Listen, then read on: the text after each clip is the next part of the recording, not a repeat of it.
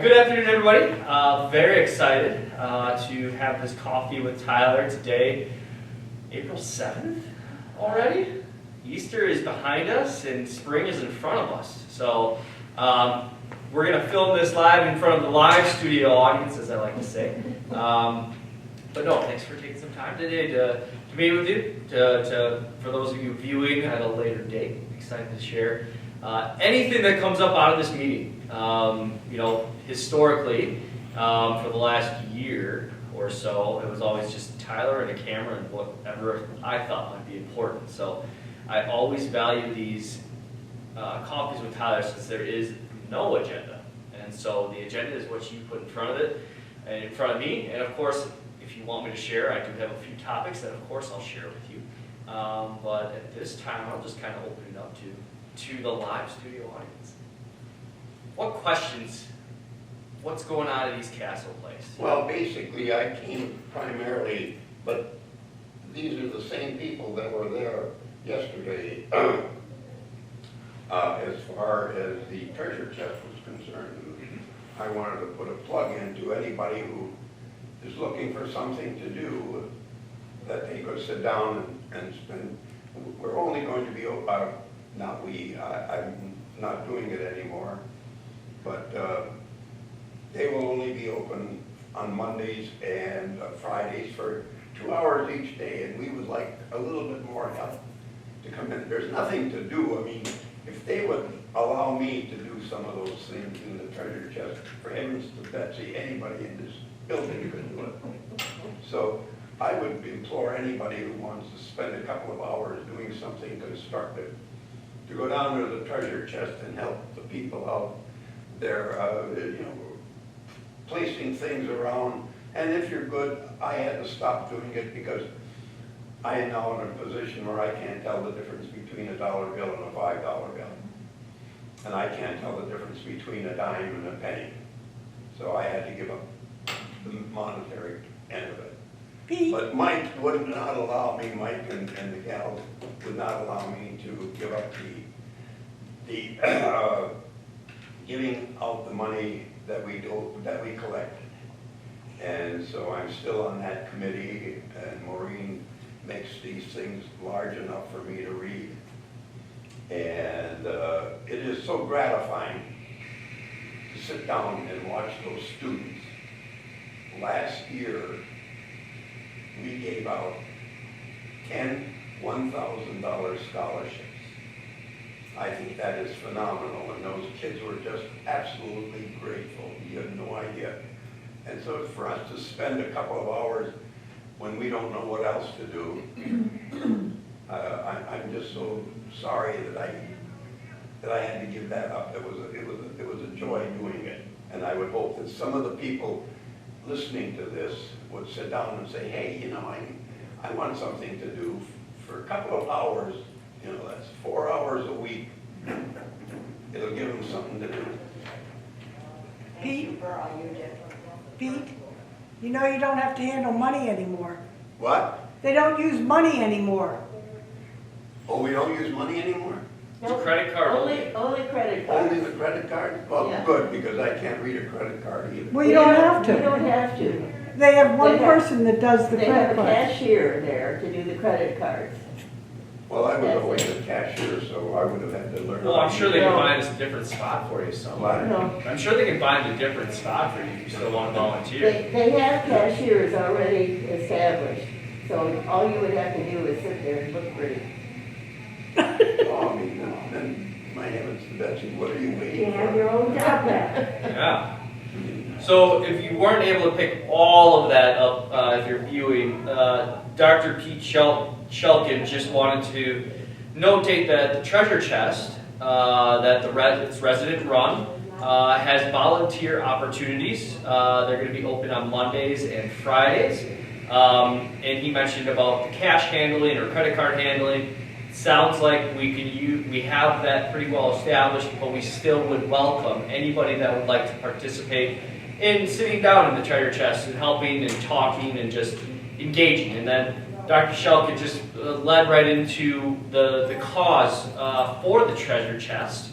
And of course, all those funds and proceeds are set up to support our employees, furthering their educational careers. And so again, we gave out last semester, or last time go around, 10 $1,000 scholarships. So $10,000 in total. Again, all from the proceeds and the donations of fellow residents. So again, quite the work. So wanted to put a plug in for the treasure chest. If you have questions regarding the treasure chest, please feel free to see Mike Brever, or it sounds like Polly Tarantino, Arlene Brackensick, a few others that may be able to help out. Margaret. Margaret Berg, thank you, Berg. Margaret Berg. Bergs, both the Bergs are. Both the Bergs. Wonderful. And I know Susan Comstock also has been handling some of the cash. So again, I think if you ask a resident, or myself, or Mike, we'll be able to point you in the right direction. A question about the treasure chest. Yes. Is that only open to residents? Could I have a friend come? Great question. So the question that Miss Ann Joyce is proposing is, can we have other visitors, so to speak, join us in the treasure chest? And so pre-COVID, we were not having, or pre-COVID, that was always allowed. They just had to be escorted with the resident. We are getting very, very close to having that back open. And I just want to clarify with Mike, I know that we're working through some volunteers. So my guess is that beginning in May, and we'll clarify this, we can have those visitors start joining us down in the treasure chest, along with proper face masks, of course. But I don't see why that'd be an issue. So yes, absolutely. And it's open, basically it's open to the employees, to friends of yours. If you know somebody that needs a piece of furniture or something like that, it's amazing how we dragged in, you know, my granddaughter needed something, and I said, hey, I think we've got something like that there, come on, take a look. And she came out and she bought a table, and it was just perfect for what she needed. So there's a lot of neat furniture, and there's people who do the heavy lifting. You don't even, my heavens, Betsy. All I needed was a weak mind and to be there. So if I can do it, anybody can do it. A question, you brought it up, masks. How long will we be wearing them? As long as we're all vaccinated? Correct. And so the masks, right now, we're taking still a stricter approach than probably necessary, but I still feel very confident and I'm asking that in the common areas, of course I can't police you if you're visiting in your own rooms, but I do ask that, you know, for sure staff members as well as residents continue to wear your masks.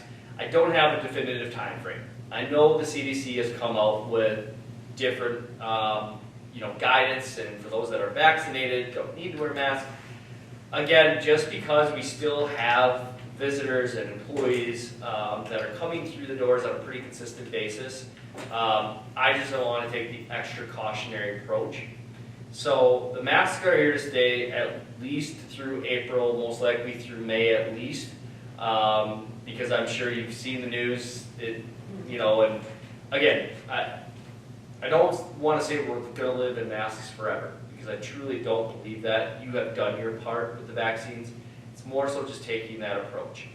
Now, we've already made the concession on masks for those that are presenting. And again, from a 6 feet standpoint, again, we're a small enough group. If you were all to take off your masks, I think I would be perfectly okay with that. But again, just for the common good of the community, the face mask mandate or face mask protocols will remain in place. Another question, you can tell it bugs me. In the dining room, we are spaced very far apart. And again, we've been vaccinated, and I know that is not a guarantee, but I would say 50% of the residents here have a hearing issue. And combine that with the distance that we have to maintain. Dining is not always a pleasure, and I think that is shown by the number of people that come down to the dining room. So my question is, when will we be able to sit closer to one another? So the question was raised about dining, and when will we get to dine in a more normal capacity, meaning closer together? Because what Ann was mentioning is some of our residents do have hearing loss, and it's difficult to hear. We are targeting the first week of May, May 5th, May 3rd, May 4th, May 5th, in that time region. Again, just operationally, as well as we want to give ourselves just that extra bit of time. So does that answer your question? It answers it, not to my satisfaction, Right. but it answers it. Yeah. And I would like to bring up the dining room. I'm just feeling so sorry for the wait staff because they're running around with all these dinners, and I think there's been just a max of 26 in the dining room on an evening. I think it's 26, and Easter, it was really sad. And it's so much better. The salad is crispy, the soup is hot. And I brought it up in the pool this morning, and we had a thought. We have this beautiful grill out on the patio. Would it be too much manpower to maybe do burgers, brats, and hot dogs to bring in fresh? That would really, I would think that would entice people along with potato salad and baked beans. Maybe they would come down for that. So you're talking more along the lines A of grill, a picnic, grill, Yeah, once a week maybe. okay? I wonder if that, I'm trying to figure out why Ann brought up the hearing, why more people aren't coming down. Because like pizza, I wouldn't care if I was eating cardboard. I love being with people. You said that one night, Pete. Yeah. Well, I It's- think it's because we're distanced, Yeah, and there is no camaraderie. right. Yeah, I can't hear. You're 6 feet apart. Yeah. So Since we've all been immunized, I don't understand why we have to sit. Sure. You know, and then when there were two of us, they sat us so far apart, and the one lady that I sat with quite often was hard of hearing. Yeah, it's hard. Yeah. Yeah. And, you know, and here you are at this table trying to yell at her, just to make a conversation. Yeah. So I don't know why we're not getting more people. Right. Do you have any idea? I think it's some of what we're hearing or lack thereof hearing of having individuals closer together so you can dine a little bit easier. I think that would be advantageous. Carlos and I spoke a number of times as well.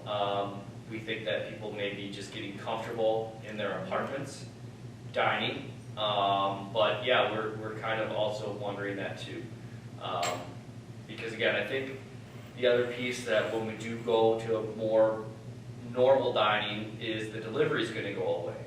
And so then people will have to come down to pick up their meals like we used to if you were here pre-COVID. And so again, that's where I think maybe that piece of it's too easy right now to dine in You're your right. apartment. You're right. And so, again, I'll work with Carlos and Mary and the team to see what we can do. Thank you. This is a minor point, but the elevators still have signs that say only 2 people at a time? Yeah, we can get rid of those. Yeah, I'll good. take those down. Because if I'm Thank you. having 4 people visit me, I don't want to have to send them out 2 at a time in the elevator. Okay, so can we have 4? Yeah. Again, because of the length of time that you're in the elevator, Yeah, there's not a great concern. thank you. Yeah. So the question for those that are viewing is, we still have signs in the elevator saying limit to 2 people. We'll take those signs down. We can have up to 4 individuals, at a given time, in the elevators, 5 if you have 4 individuals. And we'll get those signs down today. Because we were cheating anyhow and we were putting 4 people in there. I know. Well, you weren't supposed to tell that. Oh, I'm not supposed to tell them that? You're getting all the secrets out. Well, you only went 1 floor, so. What other questions? So besides eating in the dining room, my goodness, you sit down at that beautiful table with a flower on it. So, It's a treat. that's another plus. Okay. So, let's see, not next week, the following week is Earth Week. That'll be a big week. Hi, Sue. This, next week, there will not be a coffee with Tyler. We're gonna go back to kind of a twice a month, coffee with Tyler. Thank you. You will still receive memos updating you regarding COVID-19 and things of that nature. Just for those that are viewing and for you in the room, COVID-19 currently, we are still testing employees. We are still monitoring that. We do not have any employees out with COVID. We do not have any residents with COVID. It's been well over 12 weeks now since we've had a case on the resident side of COVID. We know that it's still out there. We know we still have to take the precautions. You all have done your part by getting the vaccine. Along with, I'll tell you, we are now closer to 70% participation from our employees. Oh, good, that's And I'll tell you that we are well over probably 85% of our full-time staff that have received both doses of the that's vaccine. good. So, again, we always want that number to grow, and I know initially we only had about 30 to 40% participation. But of the full-time staff, the CVS clinic was actually back March 31st, and we vaccinated another 8 employees for the first time. Great. And we'll help them get their second dose. So again, I think once the Johnson & Johnson becomes a little bit more regular, and that's just the 1 shot, and seeing, I think the individuals that were in the wait and see camp of what are the side effects going to be, what's it going to do, things of that nature, feels like personally, and from what some of the employees I've spoken to, that piece is kind of going away because they see it more of a norm. So we'll continue to offer and educate. But again, I want to make sure that again, that's the positive. And so we also will be looking at bringing a small group of prospective residents back into the dining room as well later this month. So that we'll look forward to that. Also our vacancy rate. So vacancies on the entrance fee, we have 3 move-ins scheduled for April. So we did have 12 apartments open, which is a larger vacancy than we're used to. But of course, Anna and the team, Heidi Fern, have done a really nice job, and we see the interest as well as the decision-making really improving. So again, we had 1 sale in February that will close this Friday. We had 2 sales one sale in March and then 1 this month. So again, all 3 will be closing, and so I'll get you the room numbers that you'll have new neighbors because I can't remember them off the top of my head. That's okay. I know there's 1 is in the historic and 2 are in the contemporary. So. Isn't Mike Brever's father-in-law going to move in? That is a discussion point, yes. And so that may come to fruition. We're working through the final details on that. Oh, okay. So A little quick. yeah, on a potential move-in.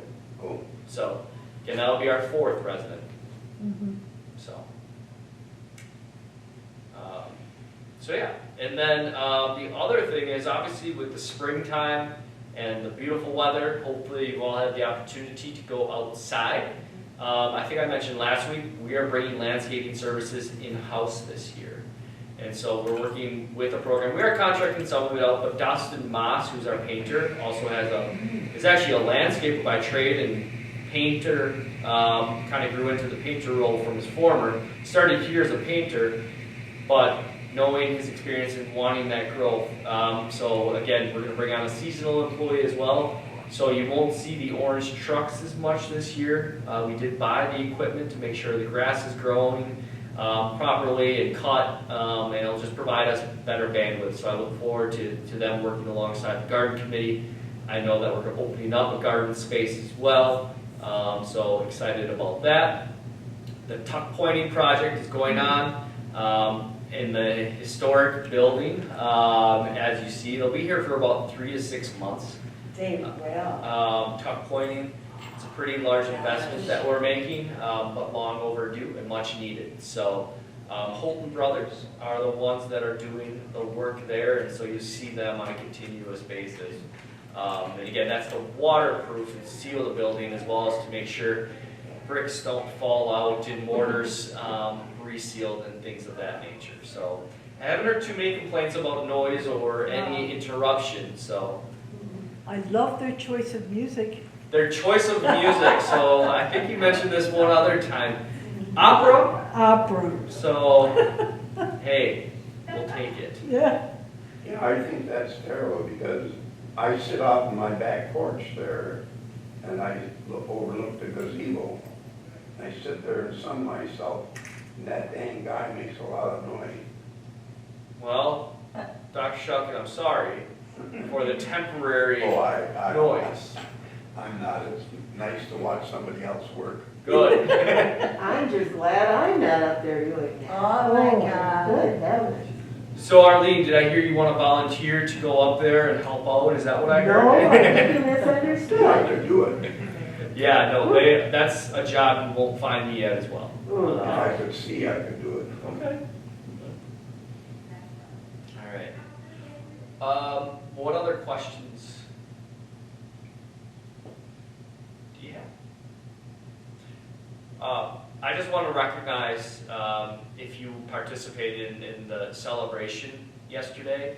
I know it'll be taped as well, the remembrance service. Oh, it's gorgeous. That Pastor Epley put on, as well as a number of your fellow residents.